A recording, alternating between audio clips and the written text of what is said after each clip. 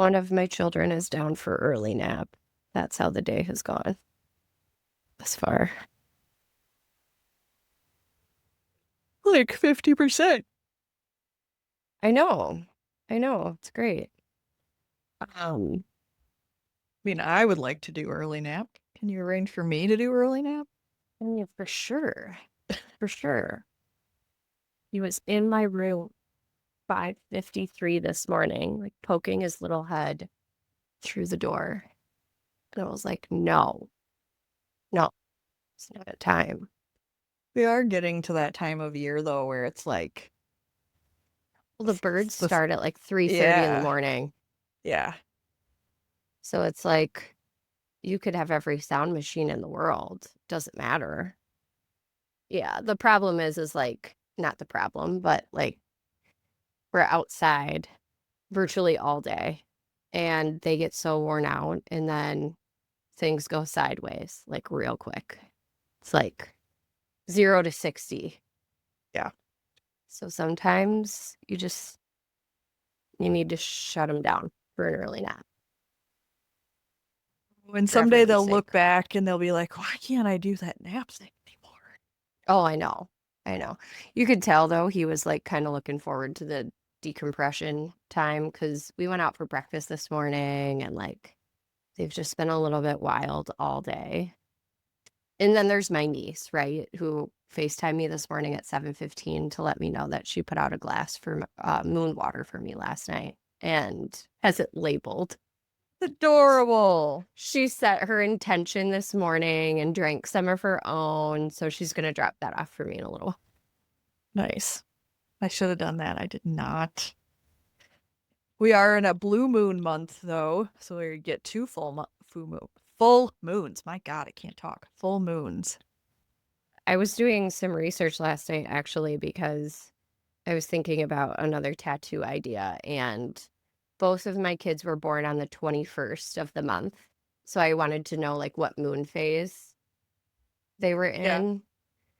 And my first was August 21st, and he's a waxing gibbous, Okay.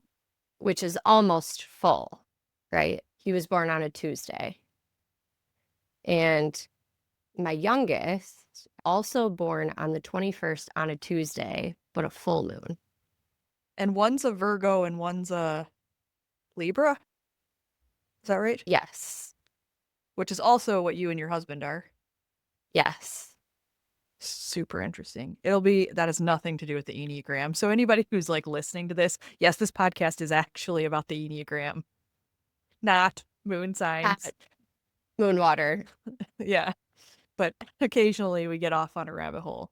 It's super interesting because we do talk about here fairly often what kind of Enneagram type we think your children are leaning towards. Who really knows? Yeah. I told you the story earlier this week that one doesn't wash his butt on Tuesdays anymore. It's very specific. Yeah. He's in the bathtub and I'm like, okay, you gotta wash your butt. He looks at me, pause for effect, and he's like, what day is it?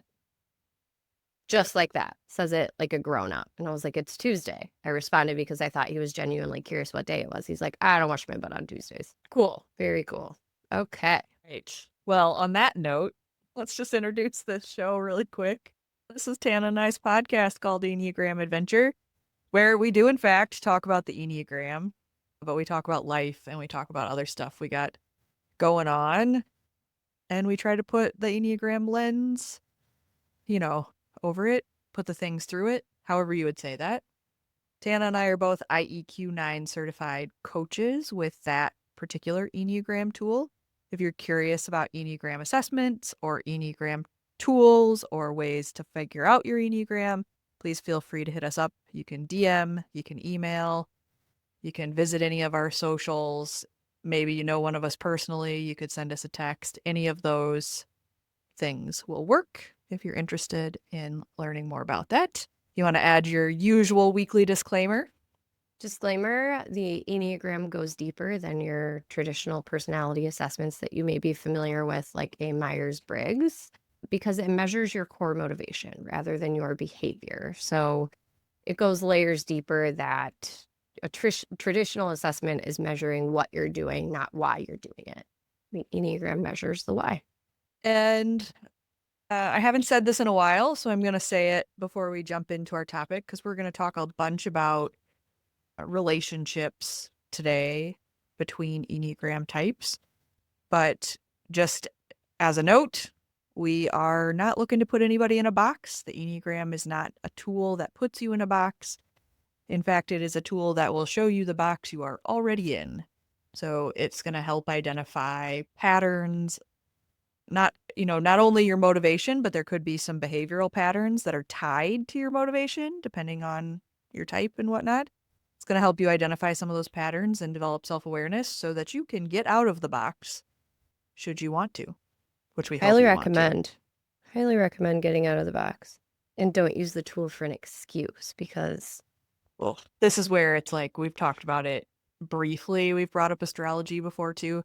And it's one of those things like drives me nuts whenever people are like, I'm a Scorpio or I'm a whatever, so therefore it's okay for me to be XYZ way. Like, no, that's not really right. what that means. This isn't like a get out of jail free card. Enneagram number is the same way. It Yes. should be developing awareness. What you and I do for work in terms of relationships and how numbers work together well or don't work together well is a big part of our daily life as well, outside of this podcast. And I recently picked up a new book from Joey Stabile. I think Joey has the same last name as Suzanne, called, what is it? It's the When working Enneagram. together. When working together doesn't work. While it is through the lens of kind of work, I would say that it has also been super helpful just from a visibility perspective about how you might perceive a number and what their true intent is, and a little bit about where it comes from. So I would recommend, if this topic is interesting to you, to pick that book up. It's super easy to just order from Amazon. I think it was like $13. And if you're not familiar with Suzanne Stabile, I suggest that is somebody that you follow if the Enneagram is of interest to you. Yeah, she is fondly referred to as the godmother of the Enneagram. And Suzanne Stabile has been doing work with the Enneagram since the 80s. So, yeah, so deeply entrenched for multiple decades. Lots of knowledge there. Has written multiple books, and now her children are writing books. She also hosts a podcast called The Enneagram Journey with her son as well. So it's a good listen if you're Yeah. looking for that. Yep. But please keep listening to us, too. Okay. So I think the tee up for this one is a little bit, it's actually kind of funny that we started with astrology a little bit, because this is like a place where people try to make something like the Enneagram and astrology like the same. And I don't believe this is true on either front, but I often get asked as people are initially learning their Enneagram type, like, oh, do certain numbers get along better than other numbers? Or are certain numbers more compatible with each other than other numbers? In the same way that you sometimes hear people talk about like water signs and fire signs or whatever in astrology, people will kind of bring a little bit of that vibe sometimes as they're learning the Enneagram. And so we just want to talk a little bit about how that might work for each type. I don't actually believe that there's a ton of truth, or a ton of, I shouldn't say truth. That's not the right word. There's not like a hard, fast rule, right? That like all ones don't get along with sevens, Right. for example, right? But there isn't anything like that we can point to. I think it's all super nuanced and there's so many factors that go into it. But we can talk about where, you might find more synergy or less, depending on the person. I guess let's just start at the top on this one. Let's talk about ones and numbers that they might get along with, and maybe some places they might struggle. And again, these are not hard, fast rules. I'm going to try to speak kind of generally. So one is the perfectionist, and their core motivation is around the idea of that in order to be kept safe and feel love, as we've talked about before, they needed to be perfect or they needed to perform perfectly. They have very high standards often. They are kind of always putting everything through this lens of how do we make it better? How do we do it more perfect? How do we correct it? How do we follow the rules? Ones tend to be pretty black and white in their thinking pattern. It's either right or it's wrong. They often struggle to kind of find their way through the gray. Anything you would add about kind of like the lens or the motivation of the one? No, I think it's probably worth noting that just think about when a one is focusing on what is right, what is good. It's not always as surface level as you may think. If you think about something that could happen in a home environment, that might be quote unquote right or good versus a work environment that might be right or good. It's not always as easy as you think with a one where you think that they're trying to find the right or good answer at the like very utmost like top layer of it. They might be trying to solve for what is right or what is good in terms of what they believe their involvement is in the situation or how they feel they're showing up because they're following the rules. And I think in terms of numbers that often get along very well with ones, one, every number can get along with every other number, right? So just like I'm just going to put that out there before we go into this.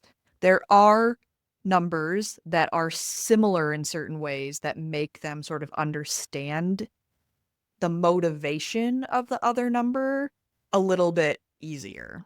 Ones and fives are often called out as two numbers that could get along well together for the similarities in terms of fives are collecting data and like looking for data and looking for patterns in data and need to know more and need to know more.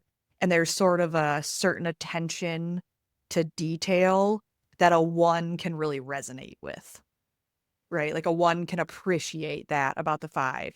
And the five can appreciate that when they're sharing their knowledge with the one is using it to help make things better. I say Yep. this as a general rule. I am a five, and sometimes, not all ones, it's not true of everyone. And this is where I want to be very clear, and I will say it 1,000 times on this podcast. There's no hard, fast rules, and there will be times that you get along very well with numbers where maybe it doesn't always make the most sense. I often struggle with ones as a five. The reason I struggle with ones as a five is that my stepdad is a one. And so, as I unpack my own childhood wounds, trauma, healing, blah, blah, blah, related to my relationship with my stepdad, my relationship with ones as a general rule continues to get better. But I recognize that my trigger points with some ones where they are being very concerned about grammar or very concerned about policy or very concerned about following the rules, and in me I want to push back against that. That's my own personal thing based on how I was raised. This is where this is like a very nuancy, like squishy subject. I sometimes find ones very difficult to read as a two, but other than that, generally speaking, I really get along with a one. I get along with ones, particularly if they're safe enough to move into seven with me, where I can see kind of that lighter side of them. Where I get stuck with ones at times as a two is the perpetual need to play devil's advocate to find the right answer. You know what I mean? Their Mm-hmm. intent is positive. The devil's advocate of that can be really difficult for me from an efficiency standpoint. That part of ones for me is more just a like, let's just try it and see what happens. Like, Yes. why, right? Like, we Yeah. don't need to, Yeah. it's not necessarily efficiency for me as much as it's like the curiosity of like, we won't know unless we try. So I think of that too, right? Like, we can't, we can't necessarily get to the perfect answer just Yes. talking about it. Yeah. The other number that, and this is not a mistype podcast, right? But eights and ones can sometimes read very similarly that way. And they can also, in the kind of justice thing that eights have, ones can also have that in their desire to like, I want to make it better. And you should be more fair. It should be more perfect. It should be more just. All of those kinds of statements. An eight and a one can really vibe on that. They also vibe because there's so much humility tied with a one. And the eight is like, I'll be the one. I'll be out there. I'll be forward. And the Yeah. one is happy to have the eight take over that role.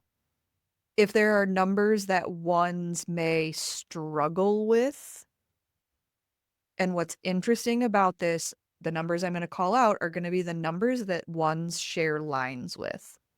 And that is 4 and 7. And the reason is that both 4 and 7, even though they share the lines, and this is like a polarity thing, all ones have the 4, all ones have the 7, but those numbers are more open to the gray, more open to taking chances, more open to sort of just like letting it come as it will. And fours, being pretty emotional, will allow themselves the opportunity to feel a lot of feelings that ones will want to judge. And so you could find tension in those relationships if there's not a lot of awareness. Right. Great. Should we go 9? You're gonna go 1, 9, 8, 7, 6, 5, 4, 3, 2, 3, 2. You want to end on Sure. 2? Sure. Okay. All right. So we're gonna go backwards-ish from the top of the Enneagram. Nines. First of all, I'm pretty sure nines get along with everybody. Yes. Nines' motivation is really driven out of this place of wanting to keep the peace, harmony, don't rock the boat, do kind of keep everything as status quo as possible in the effort to not cause or be involved in conflict. The most They, experience that I've had, like, I'm just thinking about this right now, but the nines that I know personally in my personal life tend to have most of their run-ins with eights or ones. which are both their wings. Yes. Yeah, that's super interesting.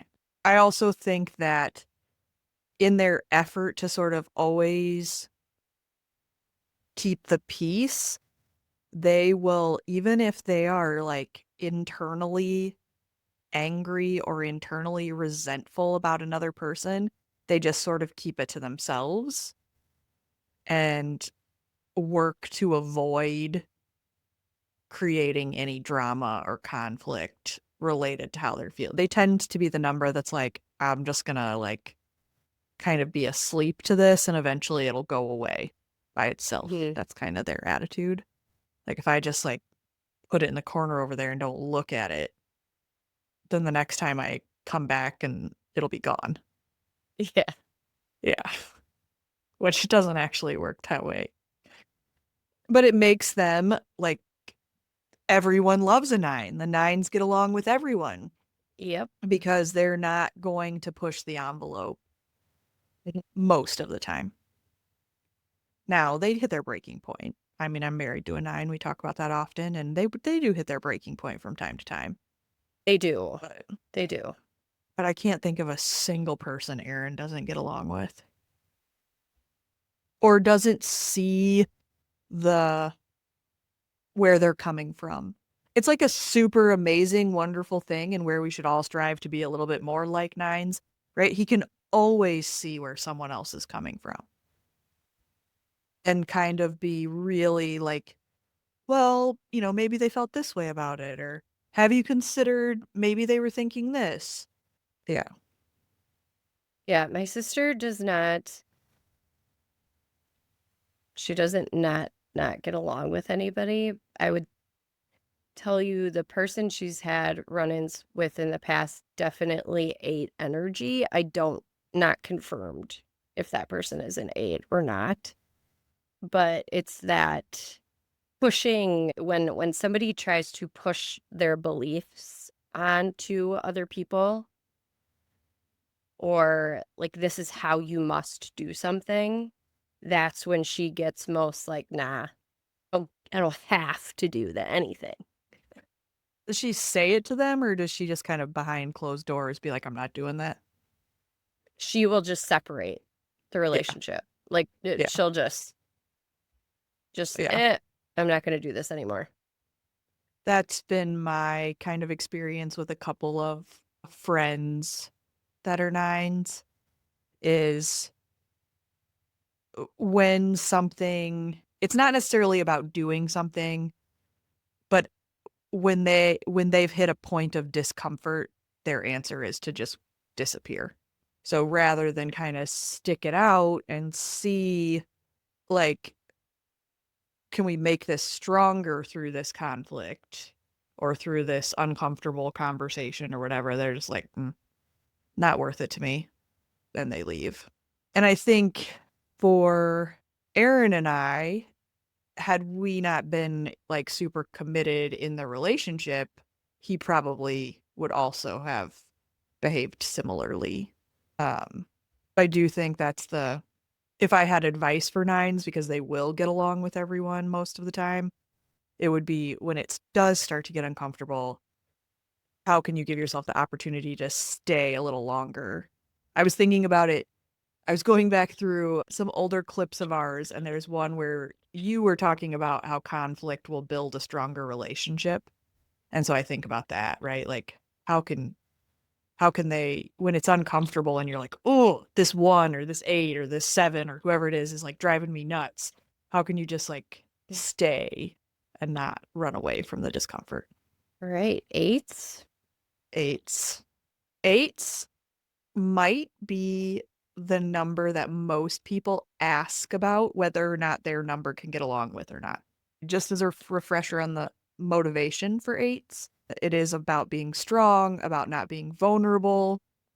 They're driven to kind of believe that having emotions is weak and therefore they don't share them. That's that fear of being vulnerable.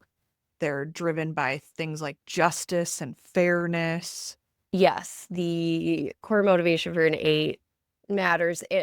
And I think I see, this might give a little bit more clarity of where I'm going with this, but you and I both know another 2 that is married to an 8 that has the same profession as my husband.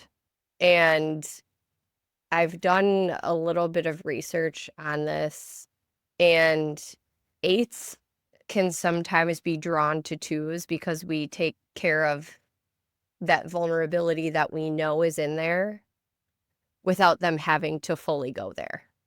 Yeah. So there's a little bit of safety in, you're going to take care of me like I said the thing that makes me uncomfortable, but I didn't actually have to say it. Yes.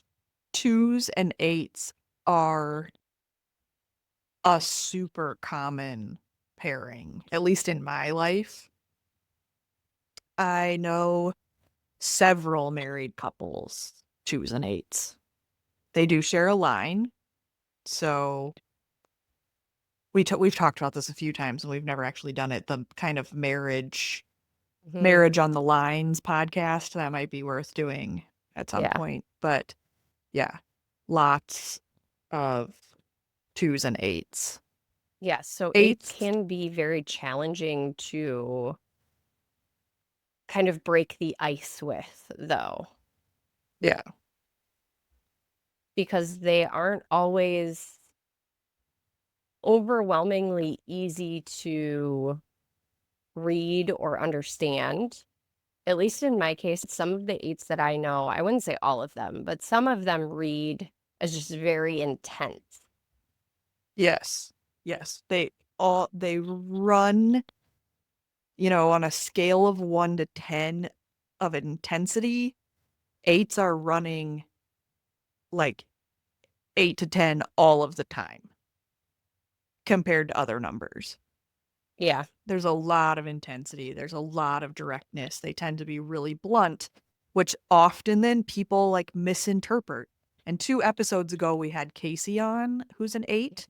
So would obviously welcome anybody to go back and re-listen to that. But she kind of talks about that too, right? Where sometimes things just like fall out of her mouth and people read it as ungrateful or they read it a certain way and then she doesn't really intend it to be read. But it's just Hmm. sort of that directness.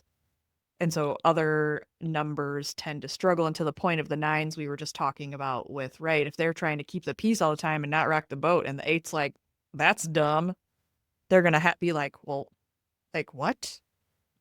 How can you just say that? Right? I know.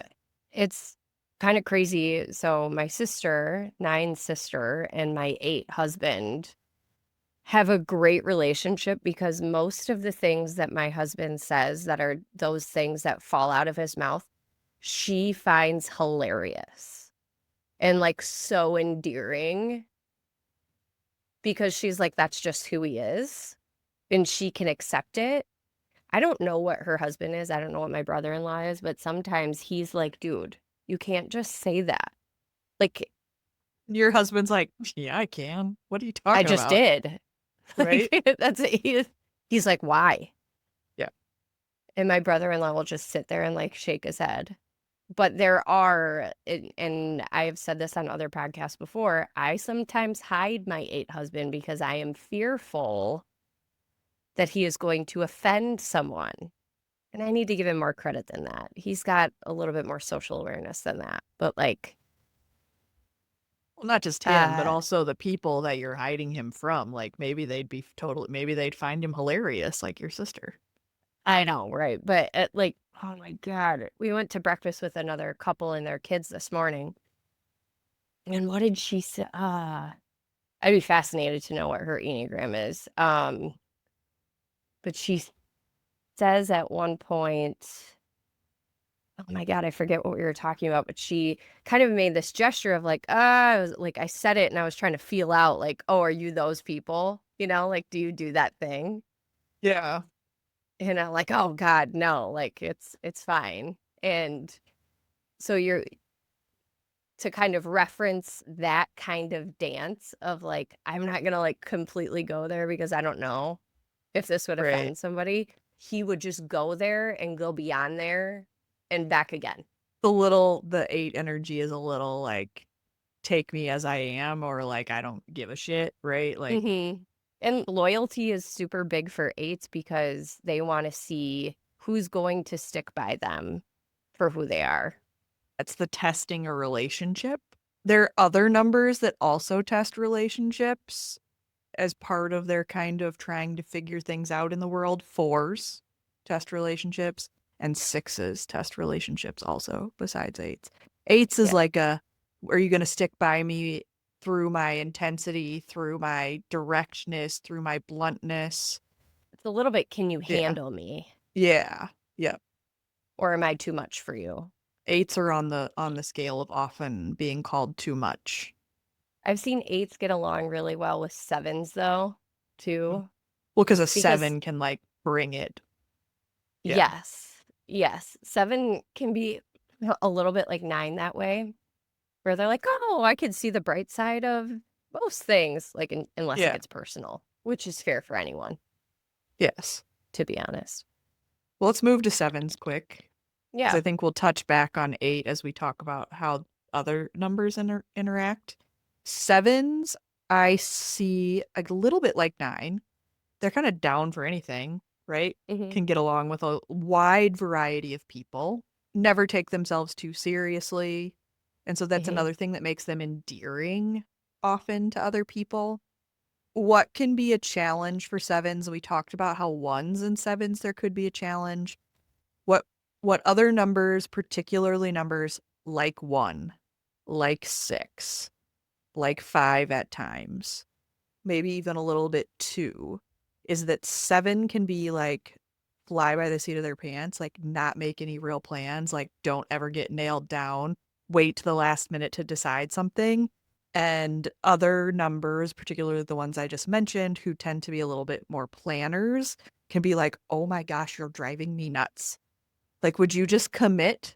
Like, I can't believe you're going to like book the flight the day before the trip. Like, oh my gosh. Or the changing of the plans, like the sort of, this sounded good 3 weeks ago, but today I'd rather do this, so I'm going to do this instead. Yeah, that can cause other numbers to get a little frustrated or prickly with them. That clarity of communication for me sometimes, because this happens with my 9 sister too. Terrible communicator. So she will think she had a conversation with me. Be like, "Oh yeah, like this time we're meeting here." And then an hour before I'll be like, "Okay, so this time in here, right?" And she's like, "No. Where did we get where what happened?" Yeah. What happened? She's like, "I totally meant to call you and then I forgot." And like, and I had the whole sometimes conversation in my I head. know, I Yeah. know. I wrote the text message and forgot to hit My send. God. I think sevens tend to get along with anyone who will match, which is one of the Yeah, reasons they get along with eight. Threes, sevens, and threes usually get yeah. along super well. And again, it's that kind of competitive drive, the match of the energy. Mhm. I, sevens, I love a seven. I tend to romanticize the seven. So I think I get along, generally speaking, as a five, I get along with them pretty well. Also share a line with them and can still be frustrated when they like won't commit to a plan. Sixes, sixes, I think sixes and ones often get along. But before I get into all of that, sixes are motivated by the desire for safety, security.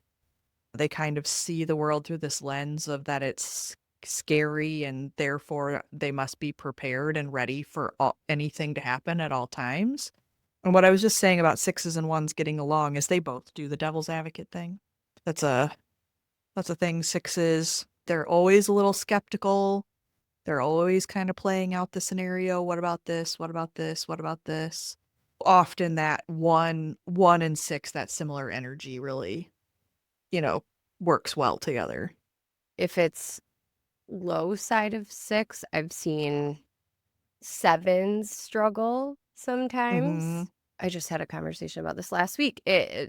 Because sometimes the 6 in their desire to figure out and solve for exactly what you were talking about, that safety and thinking through every possible scenario, it can read negative at times. I've seen 7s get particularly triggered when they're trying to be positive, trying to find the right solution, and a 6 just will, what their perspective is that they're shooting them down every second. Nothing I can say will make you happy. Nothing, no Yep. idea is good enough for you. Yep. Yeah, that can be hard for seven. I think that when I think about sixes also, they can sometimes read as cold or unwelcoming. And they don't trust easily. It's difficult for them to build trust in relationships. And sometimes I think that might be a little bit where the coldness or the perception of coldness comes from. Laura, who's been on the podcast before and is a six, talks about the the perception people have of her at work. And people sometimes think she's scary or unapproachable. And it's sort of in this, they can get very like direct and all business. In part, it has to do a little bit with the levels of trust that they have. Whereas sevens, trust everybody immediately. Like everybody's a Mhm. good time. I think sixes and twos also usually get along pretty well. The sixes and twos both are in the compliance stance and they both tend to have a little bit of kind of, people pleaser-esque energy. Like, how can I help you? How can I serve you? How can I do more for you? And so I think a lot of times they get along pretty well. I would agree. I think the hard part that I've experienced with some sixes, not all, to your point on being cold in my behavior of reading a room and scanning a room, if that's what's coming off of a six, I'm not super interested in trying to get real close to them because it can read like what they need from me is to back off. That's interesting because there's a 6 you and I know who has this perception that people are unwelcoming to her.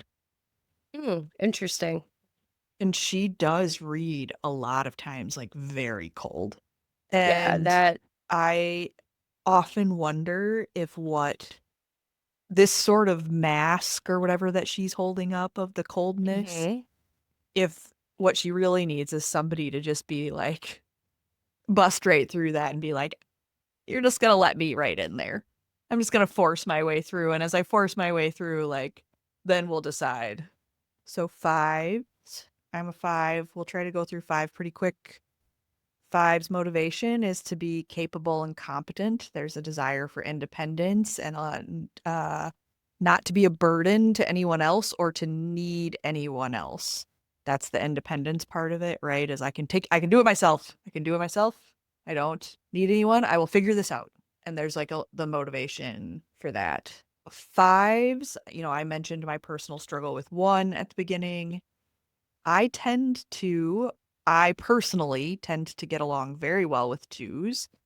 2s and 5s are considered extreme opposites within the Enneagram system. And I just find, generally speaking, I get along really well with 2s. Lots of 2s in my life. I also get along pretty well with 8s. Lots of 8s in my life. And again, share the line. I shared that line with 8s. So those are 2 where I think it's not all 8s though, just like we talked about. It's not all 1s though. There are Right. 8s, right, that I'm like annoyed. Like, I shouldn't say annoyed. That's not the right thing, but who I don't have like an instant connection with. I also find that, generally speaking, I get along pretty well with 3s. When I think about all of the numbers, like I do get along. This is the whole thing. This is why this topic is like not like there's no way to make this black and white or whatever. I get along with every number. I can think of one-offs in every number, Yeah, right? Like of I, generally course. speaking, get along with most of them that I know. But then there are also, if I think about, except for 9. I mean, do you know a 9 you don't get along? There are some 9s where I'm like, you are so quiet. I just wish you would talk more. But it's not that I don't not get along with them. I've never not I can't think of a situation where I've not gotten along with a 9. There are some tendencies that a 9 has that can, Yeah. like, Yeah. but And it's as a more of a behavior thing. thing, yeah, I was gonna say, like with Aaron, there are behavior related things that drive me crazy as a like where I'm just like, I just want to like get to the information. Let's talk this out. Let's work through it. And he wants to be like more avoidant about it than just like getting through it. Yeah, I yeah. think that if I have numbers, there are certain like Laura is one of my closest friends and she's a 6. But then there are other 6s where I'm just like, I don't got it in me to like go through this with you today. You know what I Yeah, mean? I can't with the instant anxiety, like no matter what I say to you, you are immediately going to tell me that it's somehow going to make you anxious or somehow you're going to spin it into a reason to be anxious. Like I don't have time to like talk this through with you about why that's like not the case. Like let's not yeah, argue with reality. For me personally, every number it go like there are things. So I'm of not the best course. example for 5s probably. I mean, we've made a few correlations of some numbers. Moving on to 4s then. 4s. In my experience with 4s, they can appreciate the intensity of an 8 because they feel intense, right? And they kind of love that energy. They can, like, they're easily attracted to it, is what I've noticed.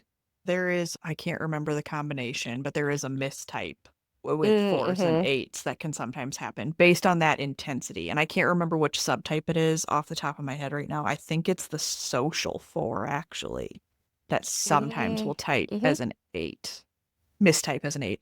So there can be some similarities there that they really get along. I think fours also, they they like the kind of sadder emotions I was just gonna go with the 7 and 4 dynamic can be challenging. because the seven's like, be happy. It's fine. Don't be sad about that. It's like, just let me be frickin' in my dark little Yep. hole here for a minute. Just let me be this emotion that I'm feeling. I will say though, we talked about, the positive side of four and eight. I have seen four and eight in work relationships where the eight struggles with the kind of deep darkness of the Mm-hmm. four, where it's like, I just don't understand, right? Like you just muscle through. Yep. You just push through to the next thing and you'll be fine. And the four is like, no, I can't push through. And the eight's like, yeah, but if you just push through, and the four is like, I can't. I'm not gonna. Yep. Yeah, I've also threes can also be really challenged with all of the feelings of a 4. Again, an efficiency thing similar to an Yeah. 8 where it's like, here's how you push through it. Just ignore it. I will say that I love a 4 as a 2. Yeah. I was just gonna say that. I think fours and twos, because their similarity is the feelings, right? Like they both are recognizing the feelings of the people around them. They're not necessarily doing the same things with the feelings, but they both feel on that deep, deep level. All right. Okay, so Threes? threes, the achiever, driven by achievement and attaching their identity and self-worth to what they achieve, or the appearances related to what they achieve. I mentioned before, I get along with most threes.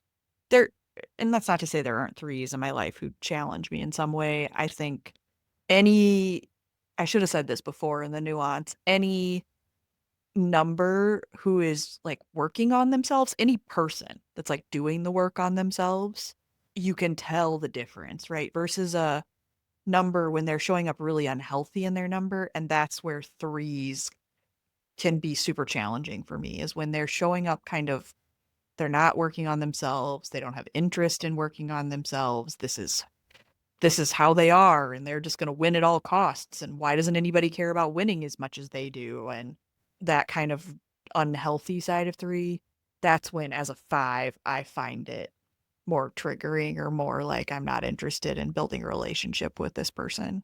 I think threes in their chameleonness get along with most numbers. Definitely. Yeah, it's different than how the nine gets along with most numbers.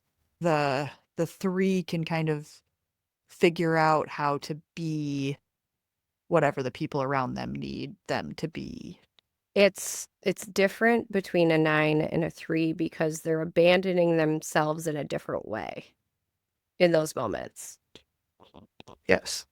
In terms of true self, similar to what we talked about in last episode, a 9 is abandoning themselves based off of what they need or want, or they're not being vocal in the situation. They're likely withdrawing or adapting to others' needs versus a 3 that is changing how they're showing up based off of what is needed in that situation or how it's going to get them ahead.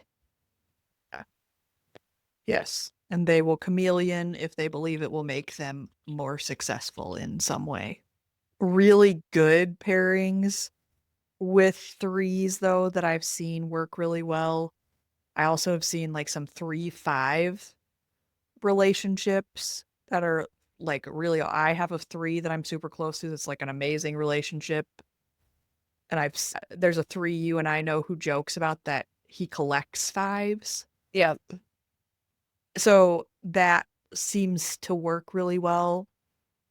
I also think that, again, threes that are in a healthy place tend to appreciate six energy because it kind of slows them down and makes them think a little bit differently to be asked the what about this, what about this, what about this, because they can just like very similar to eight be like, we're just going to go full bore ahead and like worry about all the other stuff later.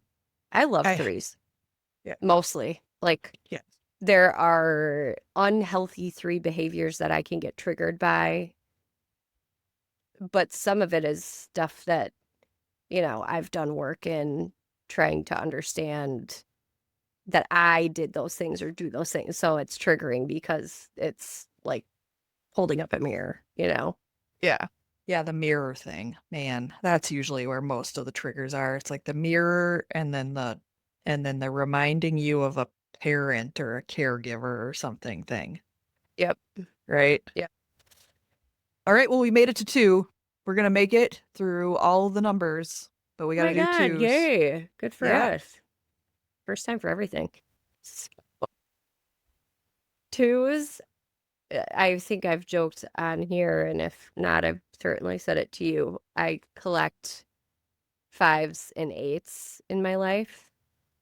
A five for me is like the curiosity and like the solving and trying to understand how to make something better, but like fixing a problem is a very easy connection for me.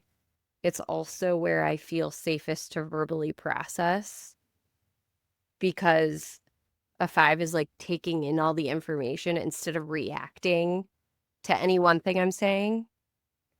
Uh, an eight, I kind of appreciate the intensity of an eight, but I can just see the vulnerability in them without them needing to say it. And I don't know if if I would have said that same thing had I not been married to an eight or any of that, but every eight that I have in my life, I'm like, I know it's in there.